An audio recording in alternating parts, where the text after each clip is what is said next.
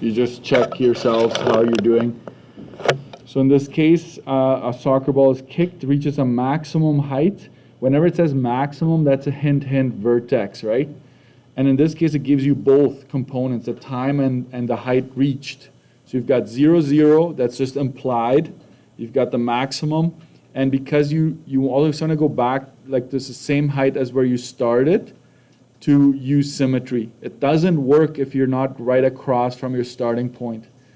And so we double, essentially, we double 1.85 to get the 370, 0. You put those 3 points in a table of some sort. You tell me that it's L1 and L2, and then just type it in and you get your equation as follows. And it makes sense that C would be 0, right? So don't be entering, watch carefully if it's e to the negative 5 or 6 or something, it's 0, okay? So don't be writing down some like 2000 or something. It's like, wait a minute, oh, it's e to the negative 6, that's 0, okay? So that's that, and the domain and range, I basically just used my graph to come up with that, but that's up to you if you want to write that down or you look at the video later on. And then for the clown scenario, the clown, we're not starting right on the ground. We're starting at a height of 0.4. That is given to me by the question because it says the maximum height is 15 meters after 6 meters horizontally. So we're comparing distance and height here. Okay, so a 6 meter horizontal distance gets me to the maximum height of 15. Where's the 0.4? I'm not seeing it right now. Is it in the question? Distance. Oh, right here. Yeah, I should be able to read, right? If I'm a teacher.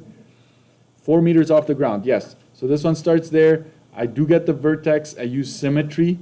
If it takes me 6 to get to that point, to the center, I take another 6 to get to this point. Don't go straight to the ground. You don't know that time. The only one is that you know is right across your starting point. So that's kind of like the secret sauce here, right? Making sure that you're across from where you started. If I did, this question may have been worded in such a way that it gives you the maximum height, but it doesn't tell you what the horizontal distance is. I would have to give you this point, right? In which case you would go 12 divided by 2 to get to this point right here, 6. And remember, this is the axis of symmetry we're talking about. So this is x1, x2. Sorry, this is, yeah, x1, x2, and this is x, right? So you could use the axis of symmetry formula to come up with this 6 here if you're not sure, okay? You come up with your 3 points, and here's our equation, and look at that. The 4 makes sense to be the C value because we're starting. Our y-intercept is 4. So that's something to look for, making sure you're on the right track. And then I figured out a whole bunch of other stuff. Obviously, once you've got the equation, I can ask you how long did you stay at a certain height, all of those things. Does this ask for at least? Doesn't ask for at least. Okay, anyways. So hopefully you got this part down. You're able to come up with the equation. And